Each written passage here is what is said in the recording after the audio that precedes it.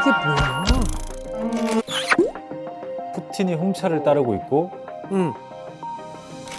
너 홍차. 이것이 오늘 음모론의 핵심인데요. 푸틴의 이게 정적들에게 뭐야? 푸틴 정권이 보내는 어떤 사약과도 같은 끔찍한 선물. 그게 바로 독극물 홍차라는 거예요. 그 2020년 8월 시베리아에서 모스크바로 향하던 비행기 안에서 한바탕 소동이 벌어지는데 승객 중에 한 남자가 갑자기 고통스러운 듯 낮은 비명을 지르고 쓰러져 버린 거죠. 비행기가 급하게 가까운 공항에 비상 착륙을 해요. 그리고 바로 병원으로 그 사람은 이송이 되죠.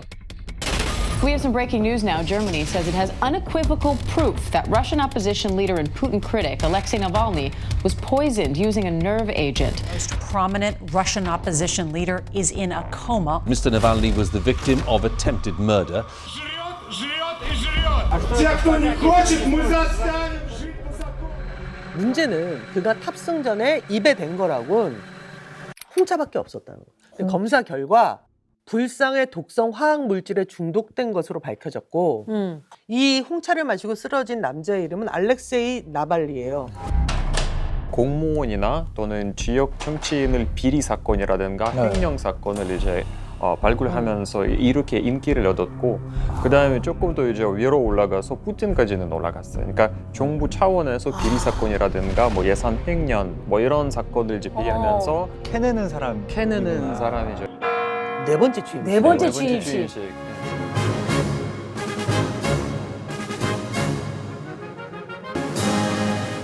Клянусь при осуществлении полномочий президента Российской Федерации уважать и охранять права и свободы человека и гражданина. 그러니까 이런 의미지 바로. 이런 거.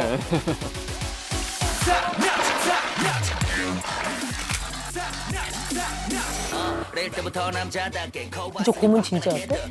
그거는 포샵. Спасибо вам большое. Вместе возьмемся за большую масштабную работу во имя России. 지금 짧은 화면만 봐도 어떤 이미지인지 벌써 다. 와, 강하다, 강하다. 자, 그런데 제가 계속 그 독극물 홍차 얘기를 했었잖아요. 네. 그리고 한 명의 어떤 그 비행기에서 있었던 이 언론인 얘기. 네. 근데 사실은 이 언론인 전에 15년 전에 이미 한 남자의 죽음이 존재해요. 15년 전이라면 되게 옛날 같지만 그때도 푸틴 때예요. 바로 15년 전에 죽었던 한 사람. 이 사람의 이름은 알렉산드로 리트비넨코고 그의 죽음은 세계 15대 스파이 사건으로도 되게 잘 알려져 있어요. Федеральная служба контрразведки Российской Федераци라고 써 있고 러시아 연방 보안국 한국어로 국정원 KGB? KGB는 소련 때 있었던 거고요. 네, 소련이 붕괴되면서 이제 KGB가 없어지고 보안국이 두 개가 생겼어요. 해외용, 국내용. 아. 그래서 국내용은 바로 FSB. FSB. 그 2006년 11월 1일이에요. 15년 전 영국에서도 런던에서 사건이 발생합니다. 리트비넨코도 앞서 얘기한 나발리처럼 복통과 구토를 호소하면서 갑자기 쓰러졌는데 병원에서 원인 모를 중독 증상을 보이는 리트비넨코에게 즉시 위세척을 했어요. 근데 이미 회복이 불가능한 상태였고 3주 후 숨을 거두게 됩니다. 그 전에 혹시 홍차를 마셨나요? 네, 홍차는 마신 것 같고요. 홍차에 뭐가 들어있었는데 뭐가 들어있으냐 바로 원자번호 84. 기호 PO. 폴로니움. 자연적으로 거의 존재하지 않고 전 세계 연간 생산량이 100g 밖에 되지 않는 매우 희귀한 물질로 일본 나가사키에 투하된 원자폭탄에 쓰인 기폭장치의 핵심 성분입니다. 이 리트비넨코가 죽기 24시간 전에 체액에서 너무너무 위험한 물질이 추출된 거예요. 바로 어머. 이 폴로늄 210. 이게 몸에서 나왔다고요? 네, 고농도 이거- 방사성 물질. 2006년에. 2006년 Alexander Litvinenko caught on CCTV on his way to a Millennium Hotel in central London. 이 사람이에요. 이 사람, 여기 있는 이 사람. 이렇게? 22일 후에 22일 이렇게 됐고.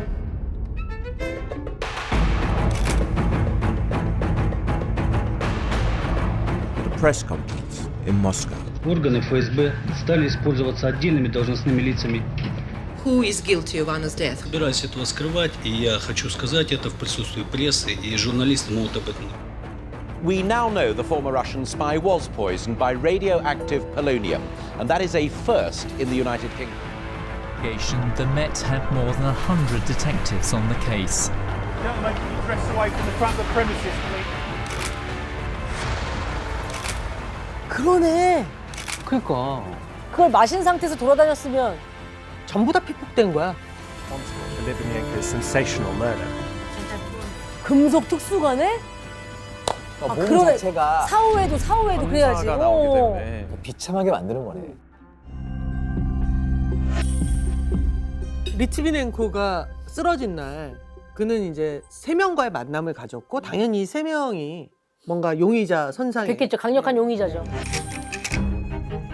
마리오 스카라멜라는 이탈리아 사람으로 KGB와 내통한 이탈리아 정치인의 혐의를 조사하는 조사관이자 냉전 이후 남은 소련의 핵 미사일과 버려진 핵 폐기물을 추적하는 조직의 조직원이다.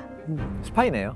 그러니까 주로 이탈리아에서 러시아 담당, 그러니까 구소련 담당의 스파이구나. 스파이였던 거지. 그것도 핵 물질과 관련된. 그러니까 이 사람도 의심해 볼 만하지. 얘는 그치, 여하튼 그치, 핵 그치. 폐기물 이런 걸 다루니까. 근데 이 두 사람은 같이 만났어. 사업 얘기를 하기 위해서 호텔 바에서 만났대요. 루고보이와 콥투는 러시아 사람으로 전직 FSB 출신이다. 아까 이름. 아까 나왔어. 네, FSB. 루고보이는 2007년 러시아 하원 의원으로 당선돼 국회의원직을 역임했고 국가공로 헌장을 2번 수여받았다. 오? 콥투는 현재 사업가로 활동 중이다. 내가 알기로는 러시아는 거의 다 국영기업에 가깝잖아요. 사업가로 활동하는 거면 러시아 정부와 굉장히 친밀한 관계라는 걸 유추해 볼 수 있는데. 그럴 수도 있겠네. 자, 그런데 리트비넨코랑 이렇게 같이 만났다 그랬잖아. 네. 같이 만났던 그 자리에서 모두 폴로늄이 검출됐어. 그럼 피폭이 된 거예요? 네. 이 사람들도 피폭이 됐다는 거죠. 당시 용의자들이 이동하면서 생긴 피폭된 것으로 확인된 지역이야. 런던을 시작으로 해서 독일 함부르크, 그다음에 러시아 모스크바까지 이들의 동선 속에서 전부 다 피폭된 지역이나 공간들이 있는 거야. 그렇게 미세 아주 소량의 양만 이렇게 접근을 해도 이렇게 피폭이 되는 건데 먹은 사람은 얼마나 먹은 거야? 폴로늄 1마이크로그램. 마이크로그램이 이제 성인 한 명을 사망케 할 수 있대요. 1마이크로그램이 뭐냐면 곱게 간 소금 하나가 60마이크로그램이야. 그거 60분의 1이라. 그거의 60분의 1이야. 에이, 찾는 게 이상하네. 근데 이제 이 죽음의 배후가 도대체 어떻게 되고 어떤 식으로 이 사람이 피폭됐고 뭘 어떻게 했는지 너무 궁금할 거 아니야. 전직 FSB 요원. Whoa! Но это самое, в 2006 году все же его отравили. Перед этим я знаю, что спецподразделения ФСБ на стрельбах вместо мишени зеленой вывешивали портрет Литвиненко, по которому стреляли, тренировались стрелять, как изменника Родины. Это говорит еще раз, что там уже настраивали всех, что его надо убить. На мой взгляд, я считаю, что Луговой и Ковтун имели косвенное отношение к этому убийству. 간접적 연관. Хотя сотрудники ФСБ, не могу их назвать пока фамилии, они утверждают, что все же исполнителем было еще лицо, которое нигде не фигурирует. На мой взгляд, я считаю, что Луговой и Ковтун имели косвенное отношение к этому убийству. 아니 근데 이 정도 정황이면은 죗값을 좀 물을 수 있는 상황 아니에요? 영국 쪽에서 이렇게까지 확실한 정황이 러시아에다가.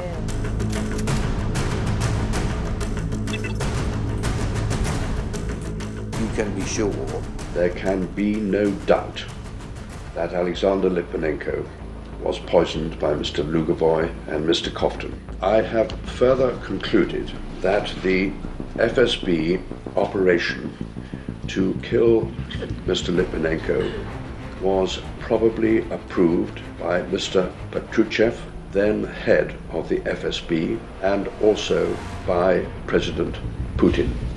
그래서 영국에서 러시아에 송환 요청을 했어요. 근데 거부당했어. 야, 증거 갖고 와. 왜 감히 러시아 국민을 영국 니들이 송환 요청을 해? Ну вот, вы можете прямо на них не Отвечая на ваш вопрос, убил ли я Литвиненко, я со всей определенностью, с открытыми глазами, открытым лицом заявляю: нет, не убивал.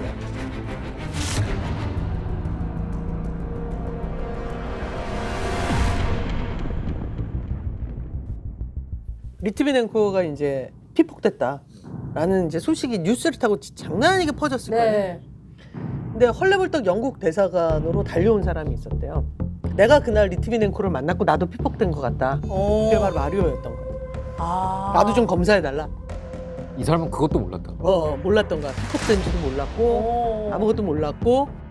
근데 그 만난 장소에서 그 폴로늄이 나왔다면서요? 근데 이 둘 자리에서 나온 게 아니라 그 옆자리에서 나온. 누군가가 보고 있다는 얘기네요. 그럼. 그렇죠. 리트비넨코를 왜 만났냐 이런 게 더 중요한 거 아니야? 바로 이 문건을 보여주기 위해서 마리오는 리트비넨코를 만난 거래요. 러시아 말로 알렉산더 리트비넨코, 안나 폴리트ковская, 보리스 베리조스키. 이거 다 사람 이름이에요.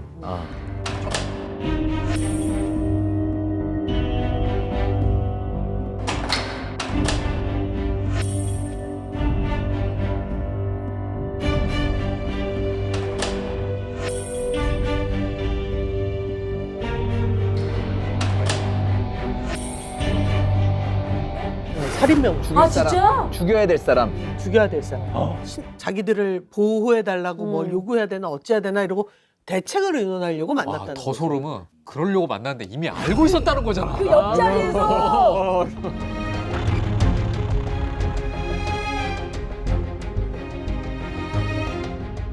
안나와 베르조스키.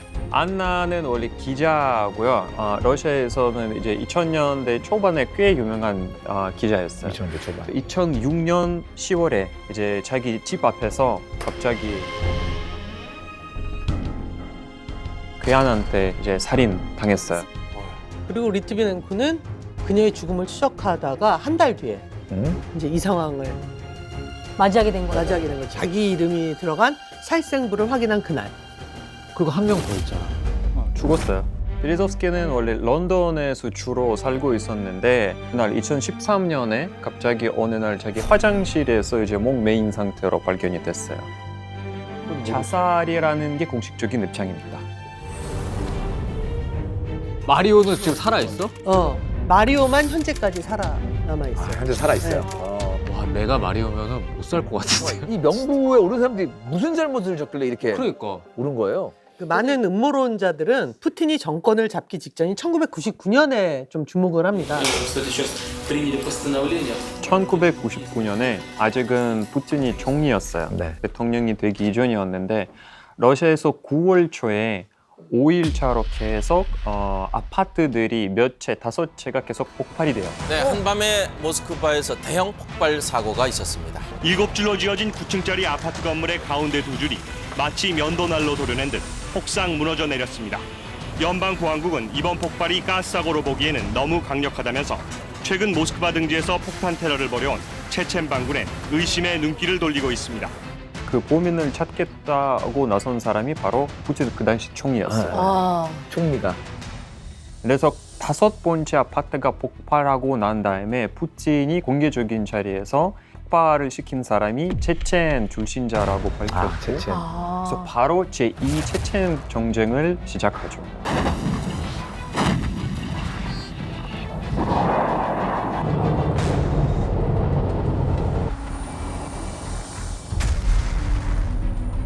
체첸이라는 곳이 그러니까 지정학적 위치로 보면 터키 위에 있어요. 그러니까 러시아 전체 연방에 속해 있긴 하지만 그 흑해와 카스피해 사이에 있는 나라고 무엇보다 여긴 종교가 이슬람이야. 러시아 정교회가 아니고 그 이슬람이에요. 그러니까 사실은 애초에 이들이 러시아 공동체 안에 있진 않았거든. 그래서 끊임없이 독립에 대한 욕망이 상당히 컸고 그리고 체첸과 전쟁을 시작한 사람이 옐친 대통령이었어요. 근데 성공적으로 끝내주진 못했어요. 그것 때문에 사람들의 원망이 있었고 근데 갑자기 이런 테러 사건이 일어나자마자 바로 푸틴이 생기고 빨리 바로 해결하고 난 다음에 대통령 되고 대선으로 나갔죠. 그런 사람이 당연히 푸틴을 뽑겠죠. Прошу вас принести присягу Президента Российской Федерации. 근데 바로 푸틴이 정권을 잡았던 그의 리트비넨코가 영국으로 망명을 해서 이런 주장을 해요. 이 사건의 진실은 따로 있다라고. 체첸이 저질렀다고 하는 폭발 자체서부터 전쟁까지가 전부 다 푸틴의 어떤 설계고 푸틴의 영구집권의 첫걸음이다. 어쨌든 이 얘기는 증명이 안 된 거죠. 그렇죠. 그쵸, 음모론이라는 거죠. 그 사건을 제일 많이 취재한 사람이 안나 폴리트코프스카야고 그 안나 폴리트코프스카야 죽고 난 다음에 안나 폴리트코프스카야 살인에 대한 바로 제일 많이 취재한 사람이 리트비넨코. 우리가 제일 처음에 만났던 푸틴의 저격수 나발리. 그가 한 가지 묘수를 냅니다. 러시아 연방보안국 FSB에 직접 전화를 걸어 고위 간부인 척하면서 사건의 진위를 물어본 거야. 나발리 자기 유튜브 채널에서 올린 영상이에요. Алло, Константин Борисович. Да. Здрасте, меня зовут Устинов Максим Сергеевич. Если вы оцениваете хорошо работу Иосифа Александрова? Ну, в нашей работе, сами понимаете, вопросов и нюансов всегда очень много. И Рассчитали неправильно дозу вероятности. Почему? рассчитывали все, я так понимаю, что рассчитывали все с запасом. Ну, где могла быть максимальная концентрация? Ну, трусы.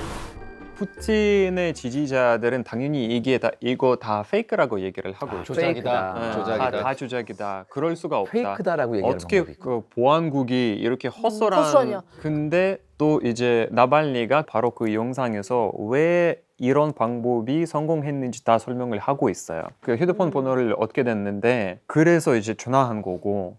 그러니까 그것도 내가 갖고 있는 핸드폰이 여러 개인데 딱 이 핸드폰으로 그러니까 이 핸드폰의 번호를 알 수 있는 사람들이 몇 명밖에 없어요. 근데 저걸 찍었다는 얘기는 회복이 된 거네요? 예, 치료를 받았고요. 네. 러시아로 돌아가. 근데 모스크바 공항에서 도착하자마자 체포가 됩니다. В ваших же интересах меня пропустить с ним вместе. Какого основания? Мы с вами. 왜냐하면 횡령이 잡아가두기도 편하고 동시에 뭐가 있죠? 이 반체제 인사의 명예를 더럽히기도 쉽잖아. 횡령이라 그러면. 근데 정말 물어보고 싶잖아요, 푸틴한테. 당신이 그런 거 아니냐. 어? 그걸 어떻게 물어봐? 근데 여기 아주 흥미로운 인터뷰 영상이 하나 있어요. Thank you for your time. There's a lot. Mr. President, are you a killer? 어머! Послушайте меня. Look, over my tenure, I've gotten used to attacks from all kinds of angles, from all kinds of directions, under all kinds of pretexts and reasons, and of different caliber and fierceness. We don't swear everlasting love and friendship. We are partners, and in some areas, we are rivals. I don't think I heard you answer the question, direct question, Mr. President. I did answer. I did. I will add, if you let me. I have heard dozens of such accusations. I'm always guided by the interests of the Russian people and the Russian state. Let me give you some names. Anna Politkovskaya, shot dead. Alexander Litvinenko, poisoned by polonium. Sergei Magnitsky, allegedly beaten and died in prison. Boris Nemtsov, shot moments from the Kremlin, moments from here. Mikhail Lesin died of blunt trauma in Washington, D.C. Are all of these a coincidence, Mr. President? You mentioned many individuals who indeed suffered and perished at different points in time for various reasons. This doesn't baffle me. I know which direction to move in order to secure the interests of the Russian state. 근데 저 말이 내포하고 있는 건 사실은 맞아 내가 그러니까 돌려서 얘기하는 것 같기도 해. 근데 저 대단한 사회자는 사람이다.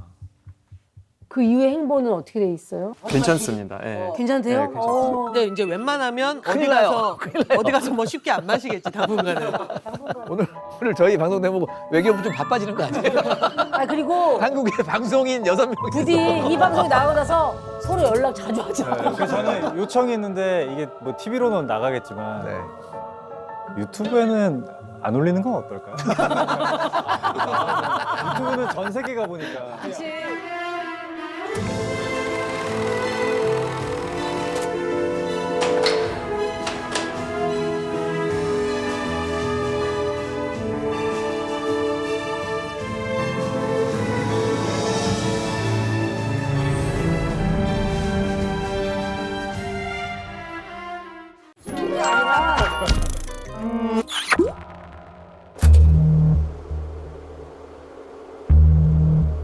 이 어린 소년 말고, 아이 말고 오늘 주인공이 한 명 더 있어요. 바로 이 사람.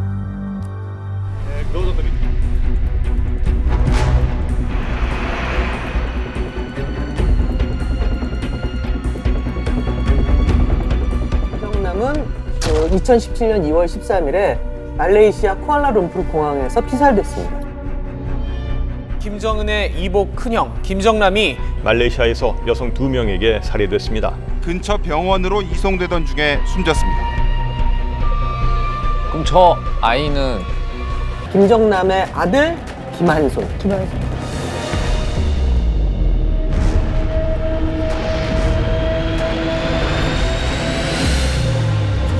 김한솔 같은 경우에는 아버지의 죽음 이후에 정말 증발한 것처럼 행방이 묘연합니다. My name's Kim Han-sol. My father has been killed a few days ago. 그래서 오늘 주인공은 김정남과 김한솔이에요.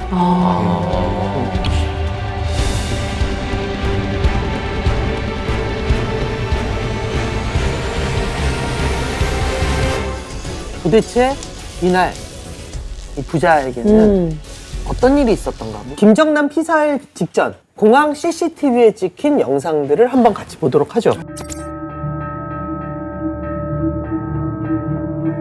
자, 여기서 뭔가 좀 이상한 거 없어? 저렇게 혼자 다닌다고? 원래 김정남은 늘 경호원을 대동하고 다녔어요. 근데 왜 하필 이날따라 혼자 나타난 걸까? 좀 이상하죠? 이제 보면 슬슬 누군가가 김정남에게 다가와요. 그게 누구냐면 바로 인도네시아 국적의 시티 아이샤, 베트남 국적의 도안 튀헝. 이 두 여자의 손엔 알 수 없는 액체가 가득 묻어 있었고요. 얼굴을 확 문질러. 김정남의 앞뒤에서 차례로 얼굴을 덮쳐요. 소요된 시간이 단 2.3초. 그리고 공항 직원에게 도움을 요청하는데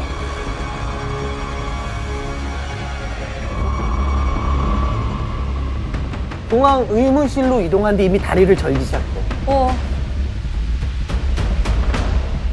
그리고 의무실에 도착하자마자 쓰러지고 그로부터 2시간 후 숨까지 끊어졌습니다.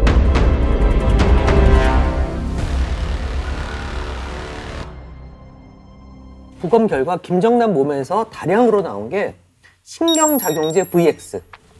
무색 묵치에 한두 방울만으로도 몇 분 안에 사망할 수 있는 독극물이래요.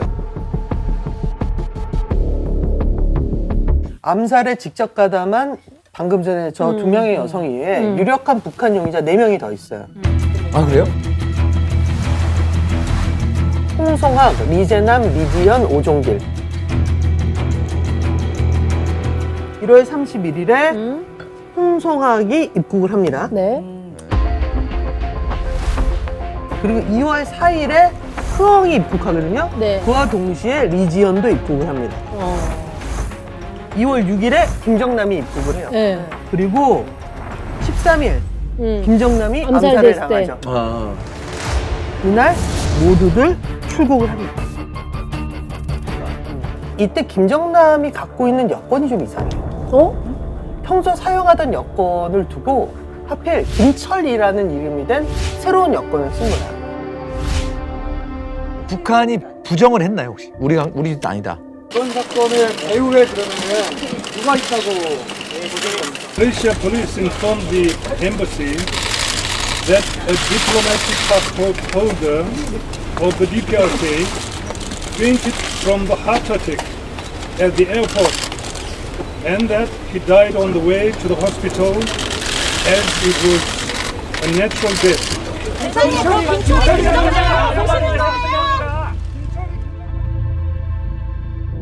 근데 여기서 더 놀라운 사실이 하나 있어요. 김정남 암살 용의자로 체포된 2 여자. 자, 증거도 되게 명백하죠.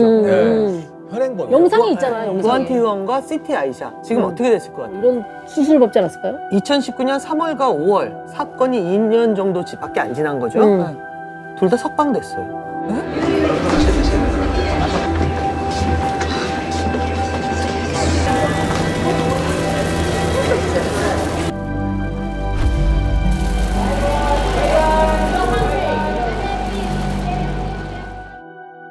시티 아이샤는 살인 혐의에 대한 공소가 갑자기 취소됐고, 어머. 네. 흐엉도 살인죄에서 상해죄로 경감이 됐어요. 또 하나 있어요. 용의자들의 운전기사 역할을 해준 북한 용의자 리정철이라고 있거든요.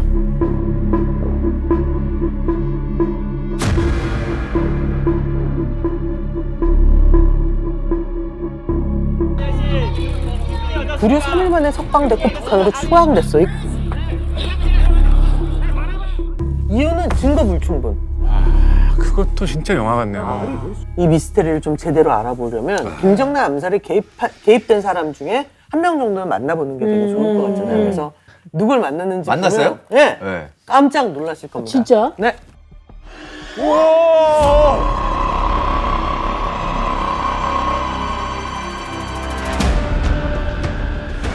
Nhà xin chào ạ. Xin chào. 잠깐 여기 이야기. Cái ngày 13 tháng 2 năm 2017 là cái ngày như thế nào đối với chị? Cái ngày đấy thực sự là một cái ngày mà chị không thể quên được.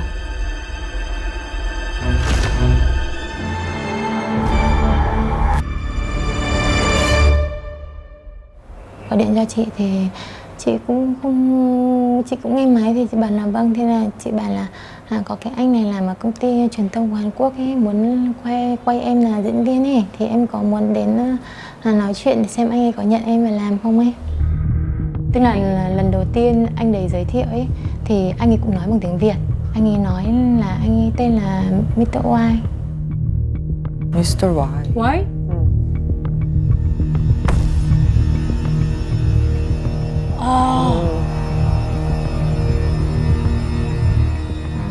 Anh ấy muốn kiểu như là vừa đi chúng cứ kiểu như là đi quay cái video hài này, quay như kiểu là chứ là từ cái lúc mà anh ấy bạn là đi quay ấy thì là mình cũng đã chắc là 7-8 lần ấy, thì kiểu như là cho nụ hôn bất ngờ từ phía sau ấy. Người xem người ta thấy cái biểu cảm ngơ ngác của cái người mà bất ngờ ấy. Đó. Thì cũng vậy. 아, 저걸 연습을 했구나. 와. Đổ dầu lên tay chị. Thì là cũng đổ dầu lên tay chị. Lúc thì nước cam, lúc thì Johnson Baby, lúc thì kiểu như cái gì. Nhưng mà anh đấy bảo là nếu vậy thì cái hiệu ứng gây cười thì nó sẽ mạnh hơn ấy. Kiểu là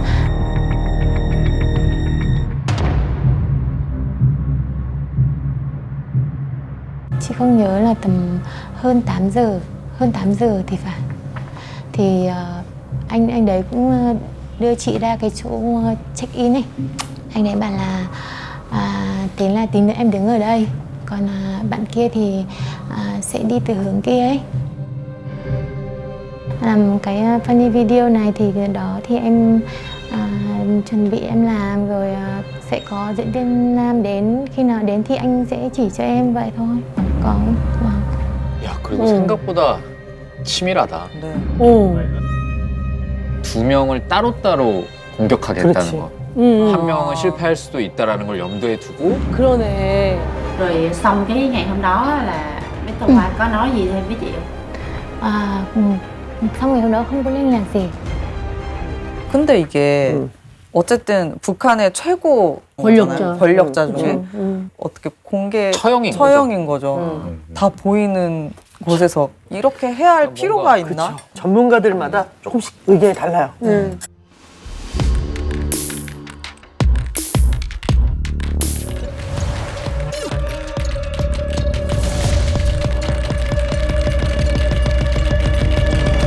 그게 결과가 마무리가 될 때까지 명령을 지켜라. 명령을 지켜라라는 그만하라고 거잖아. 명령하기 전까지는 반드시 그걸 수행해라. 그렇지. 국정원에 따르면 2011년 김정은이 집권할 때부터 김정남 처단은 스탠딩 오더였다. 이 사진을 통해서 보면 김정일이 굉장히 진짜 직계 존속으로서 굉장히 아꼈다는 얘기가 있어요, 그렇죠? 그런데 아까 아니, 그 일본에서 찍힌 그 영상 그것 때문에 김정일이 굉장히 화났다 뭐 이런 소식 들었던. 그러니까 바란대로 잘하진 않은 것 같아요. 아니 근데 아까 그 영상은 핵심이 뭐예요? 미립국 일본의 미립국하다가 체포된 영상이에요. 처음에 보신 그 영상. 미립국하다가 도쿄 디즈니랜드에 가기 위해서. 진짜로요?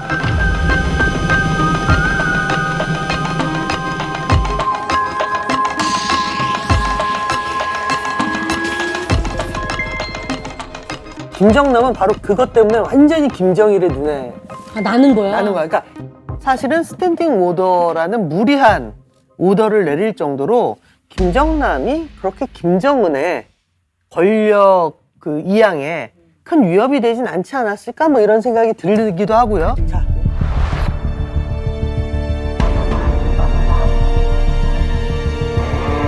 김정일의 매제이자 김정남, 김정은의 고모부 장성택. 장성택은 사실상 김정남의 후견인이었다. 김정남이 장성택으로부터 북한의 비자금을 받아 호화롭게 살았다는 이야기도 있다. 북한 최고 권력 2인자였고 2013년 김정은 체제 2년 만에 정말 무참하고 잔인하게 제거되죠. 맞아요. 통비안 문제가 도의되는 시기에 웬 새끼를 꼬면서 영도의 계승 문제를 음으로 양으로 방해하는 전체 용납 못할 대역죄를 지었다. 이런 식으로 끌려가잖아. 에게 숙청하고 관련해서는 수많은 썰이 있어요. 이것도 NHK 일본 기사. 김정남의 고모부인 장성택은 2012년 8월 베이징에서 후진타오 중국 국가주석과 회담했을 때 김정일의 후계자로 김정남을 앉히고 싶다는 뜻을 은밀히 전달했다. 정적제거설을 입증하는 또 하나의 유력한 설이 하나 있는데 김정남이 피살되기 이틀 전에 우리나라에 이런 제목의 기사가 떠요. 박근혜 유럽코리아재단 대북비서는 김정남이었다. 그건 뭐야? 이게 무슨 말이냐면 무슨 얘기예요? 2005년에 북한 관련 사업을 했던 유럽코리아재단이라는 곳이 있어요. 네. 박근혜 전 대통령이 이사로 있을 때인데 이 재단을 통해서 박 전 대통령이 당시 북한 지도자였던 김정일하고 서신으로 접촉을 한 적이 있다는 거야.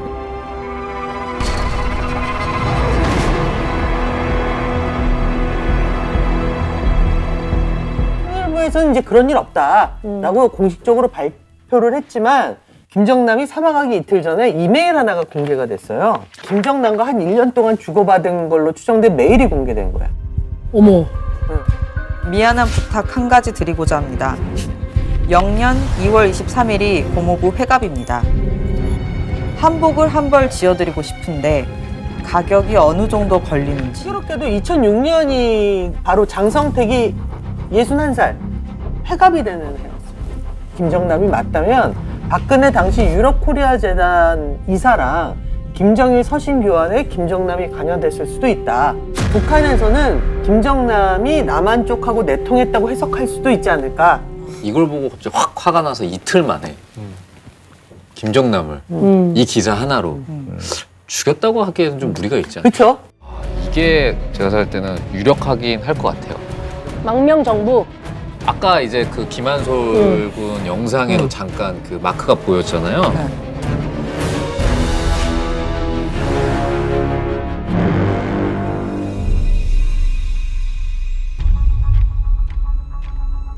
북한을 탈출한 망명자들이 세운 임시정부라고 알려져 있고요.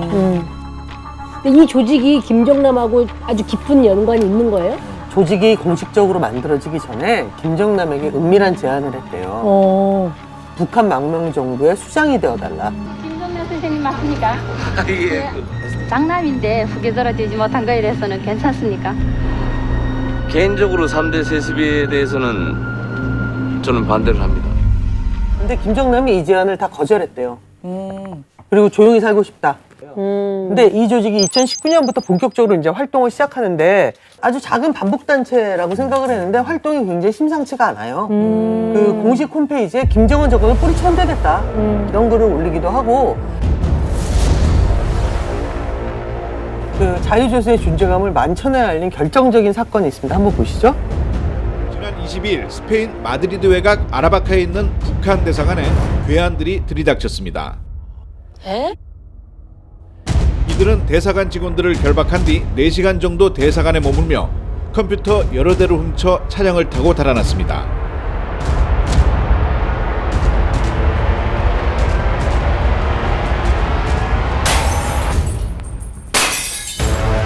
이 사건으로 자유조선의 리더인 에드변 홍창은 아직도 미국 내에서 지명수배 중인 상황이에요. 조선이 발표한 공식 입장문엔 이런 얘기가 있어요. 미국 FBI의 비밀 유지를 합의하고 굉장히 중요한 정보를 공유했다는 거예요. 그래서 아까 북한 대사관에서 탈취한 컴퓨터랑 휴대폰들 있잖아요. 그걸 전부 다 FBI한테 넘겼다. 그리고 그런 썰도 있어요. 그때 넘겨진 정보 때문에 북미 하노이 2차 회담이 결렬된 거다. 평양은 최고領導者 동측에서는 트럼프 대통령과 역사적인 문건을 채택한 기념으로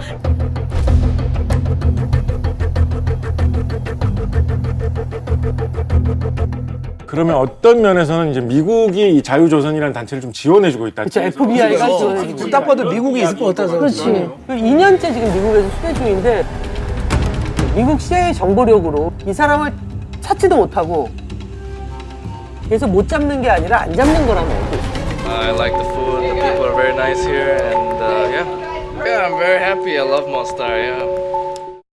아 그러면은 이제는 김한솔한테 지금 그 이제 기대고 있을 수도 있는 거지. 부탁할 수도 있겠네. 근데 최근에 김한솔을 봤다는 목격담이 나왔어요. 위치는 미국.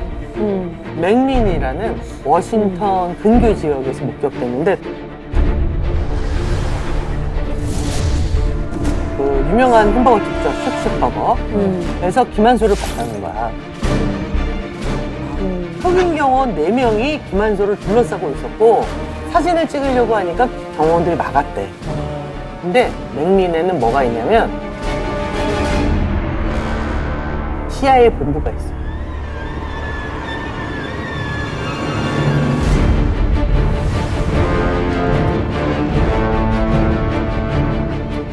본부 옆으로 생긴다고? 아, 또 공교롭다. 그래서 지금까지 알려진 가장 유력한 설이 미국의 보호 아래 있다.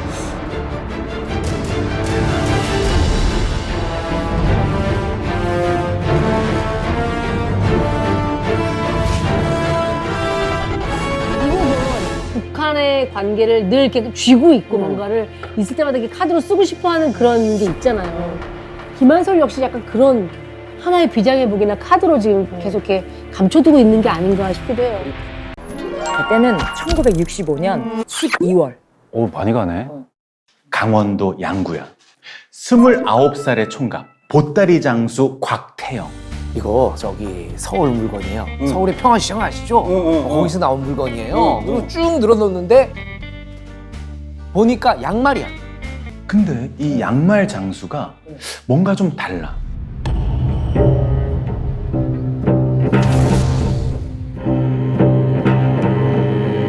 특히 자주 가던 곳이 어디냐?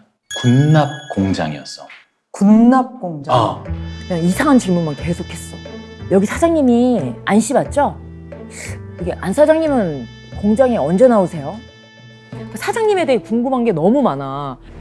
그러던 어느 날 아침 눈 뜨자마자 창밖을 이렇게 또 내다보는데 공장 마당에 그 사람이 보여. 안 사장? 그렇지. 공장 마당에 안 사장이 보여. 내 이놈!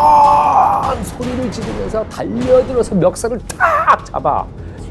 당장 배우를 불어. 누가 시켰어?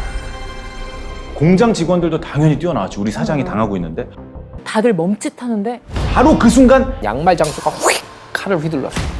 안 사장이 픽 쓰러지고 양말 장수가 사람들을 향해서 돌아섰어.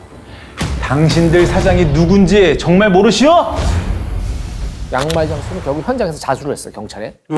그 체포돼서 끌려갔지. 내 추적자가 또 있었어. 또 있었어. 안 사장을 찾고도 무려 5년 동안을 기다렸대. 뜸을 5년을 들인 거야? 뜸을 5년을 들인 거야. 자, 그러던 어느 날 안 사장이 서울을 간대. 그것도 혼자서. 바로 쫓아가서 같은 버스를 탔지. 어느새 버스는 서울에 도착. 안 사장이 탁 돌아서려는데 손목을 탁 잡았어. 저랑 커피나 한잔 하시죠. 뭐야? 갑자기요? 너무 이상한데? 갑자기 웬 커피야? 잽싸게 손을 빼서 도망치는 그 순간 이 품에 있던 몽둥이를 휘둘렀지.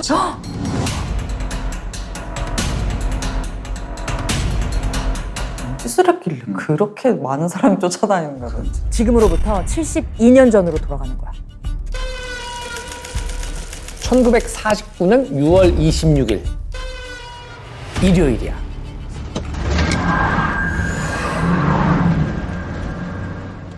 군용 지프차에 젊은 군인 하나가 타고 있어. 육군 포병부대 소위 바로 그 안 사장이야. 응. 안소희가 1층에 딱 들어섰어. 깍듯이 경례를 했지. 안녕하십니까? 아이고 안소희 또 오셨네요. 1층에서 1시간 정도를 기다리다가 2층으로 향했어. 그때 라디오에서 이런 음악이 흐르고 있었어. 사랑을 싣고 가는 서울거리냐 울어라 방울아. 총소리.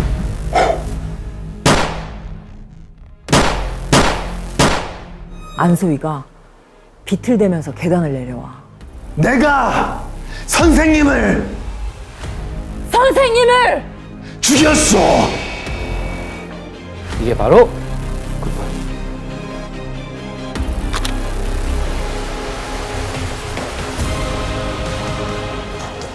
누군지 알겠어?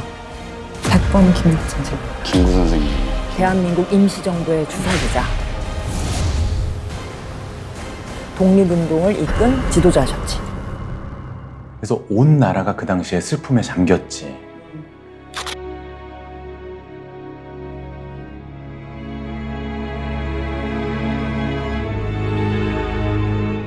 자, 그럼 암살범 안소희라는 사람은 대체 누구냐? 안두희. 안두희.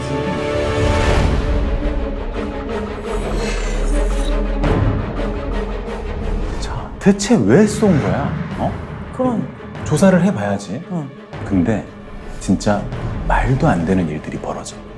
사건 직후에 총소리가 나고 비서들이 안두희를 붙잡아서 막 두드려 팼대. 열받으니까. 바로 그때 문이 벌컥 열리더니 군인들이 들이닥쳐. 그러니까 다 헌병이야. 안두희를 딱 데려가 버려. 1~2분 정도예요. 그것이 그 군인들이 온 것이. 그러니까 총소리 나고 2분 만에 헌병 들어갔단 말이에요. 네, 그렇지요. 신고할 경황도 없었어. 그리고 마치 밖에서 기다렸다는 듯이. 그러니까. 그리고 바로 다음 날 아침에 국방부에서 수사 결과를 발표해. 김구를 따르던 측근이 우발적으로 죽였다. 고로 배후는 없다. 독단적으로. 자, 재판이 시작됐어.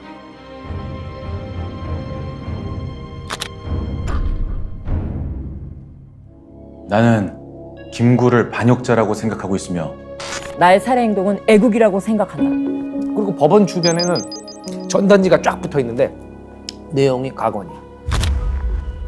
애국자 안두희를 석방하라! 재판정이 완전 김구 규탄 모임이야. 자, 안두희는 백범이 이끌던 한국독립당 당원이다. 한독당 당원이다. 봐라, 여기 당원증도 있다. 군인은 정당 가입 못하게 돼 있는데 이거 김구가 비밀 조직 만든 거 아니야? 가해자를 놔두고 피해자를 막 몰아붙이는 거야. 자, 판결이 어떻게 내려졌을까? 설마 무죄? 너무 다행히 무기징역이야.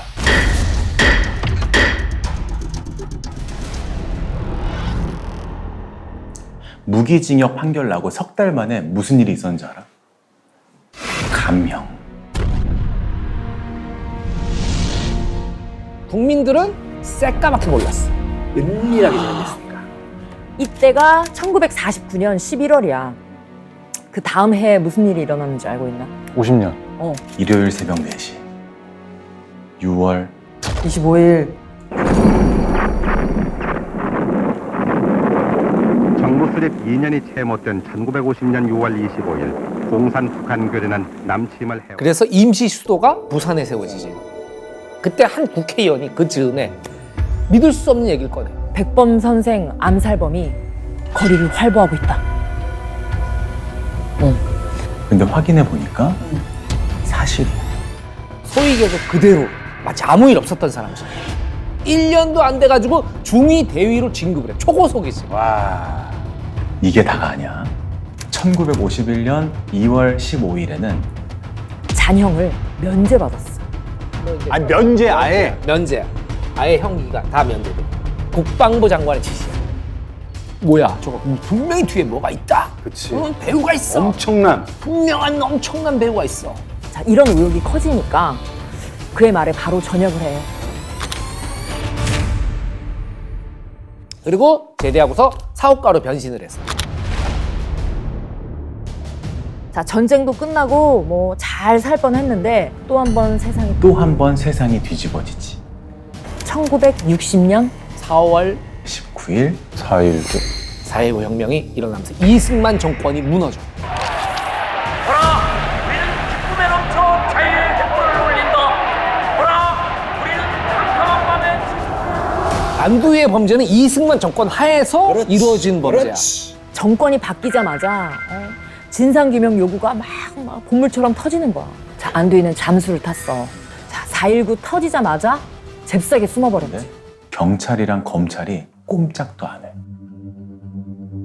이렇게 얘기했대. 법적 처벌이 이미 다 끝났다. 일사부재리의 원칙을 적용한 거지. 어떡해. 그래도 지금 너무 열받잖아. 이렇게 끝나면 안 되잖아. 다들 안절부절하던 바로 그때 누가 나타났다? 쫓아다니는 추적자. 추적자가 나타났지.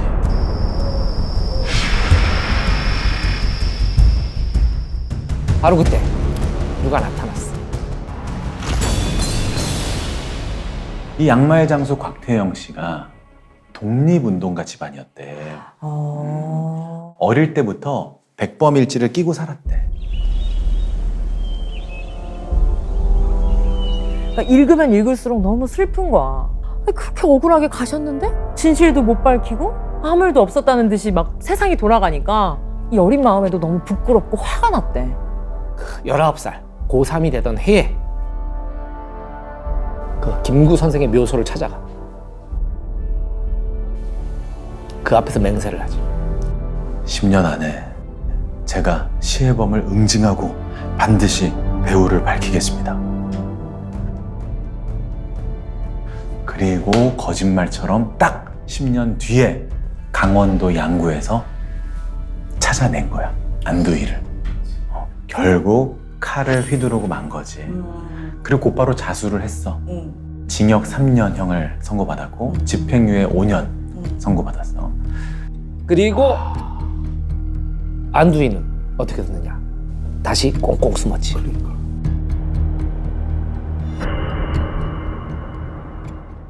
1, 2년 주기로 뭐 이사는 기본이고, 그리고 이름도 가명으로 바꿔. 그리고 뭐 집이며 재산도 다 차명으로.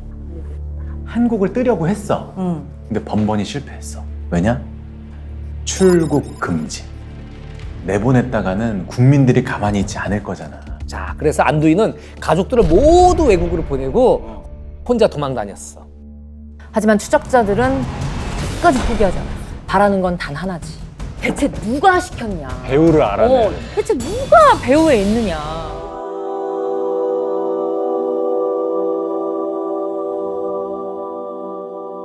추적 기간은 한 1년, 1년 반 이 정도 되죠. 추적하는 과정 속에서 이제 안두희라는 사람이 대화를 하기가 쉽지 않거든. 만나야지 무슨 뭐 대화를 할 거 아닙니까? 결국 세월이 흘러가지고 1992년 1년 넘게 뒤져가지고 겨우 찾아냈는데 집에서 나오질 않는 거야.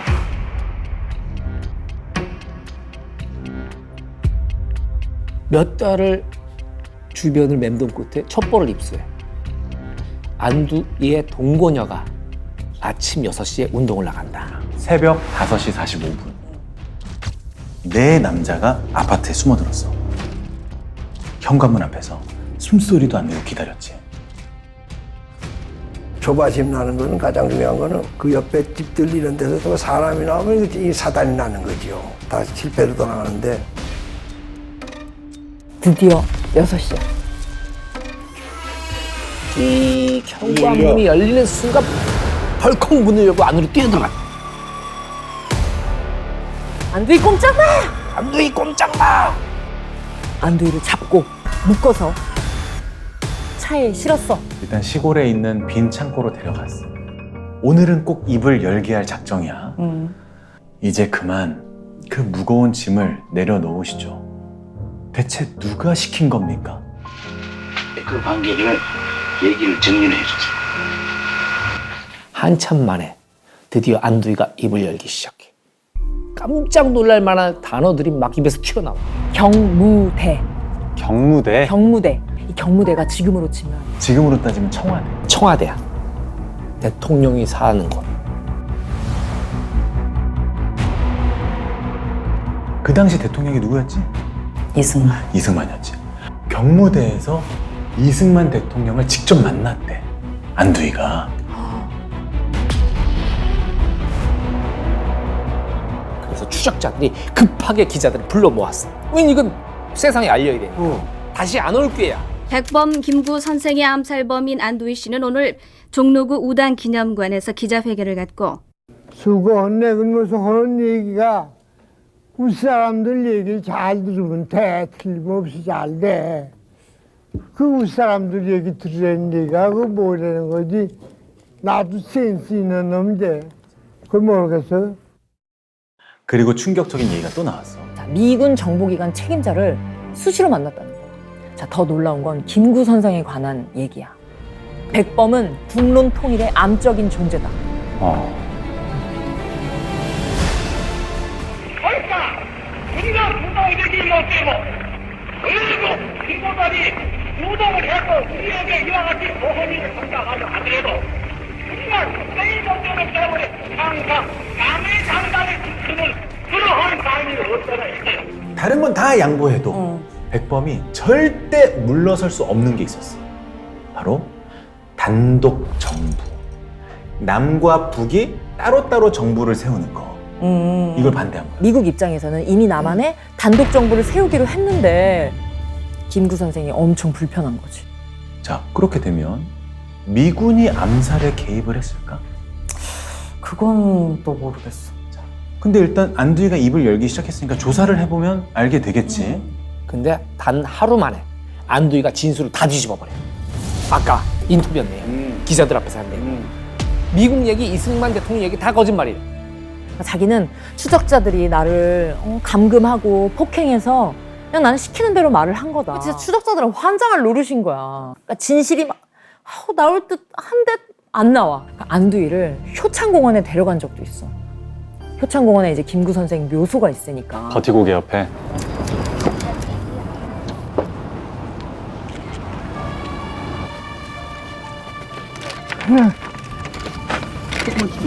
술안 먹나?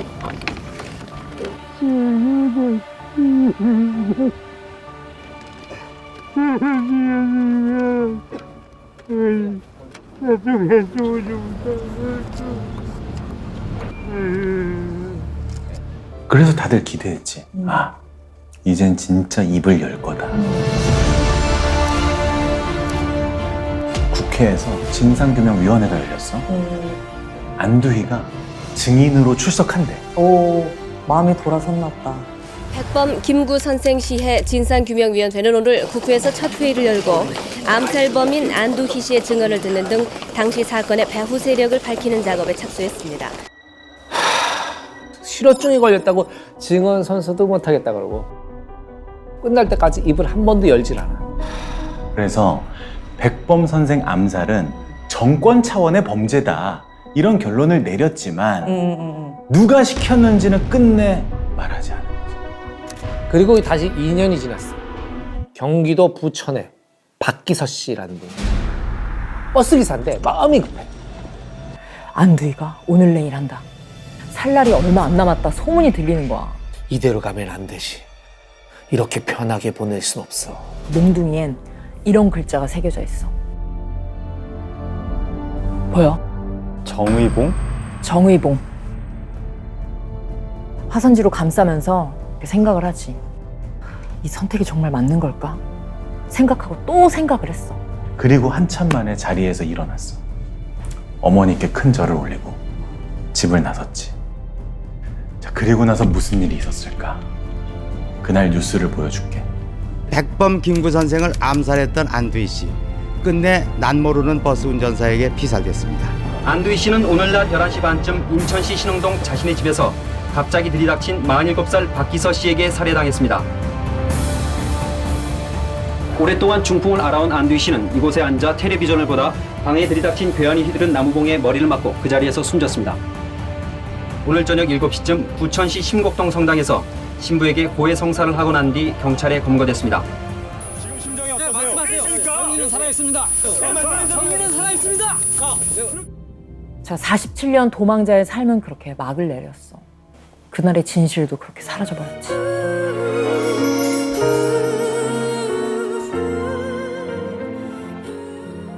이건 미국이 밝혀낼 수 있는 일도 아니고 일본이나 중국이 밝혀낼 수 있는 일이 아니야.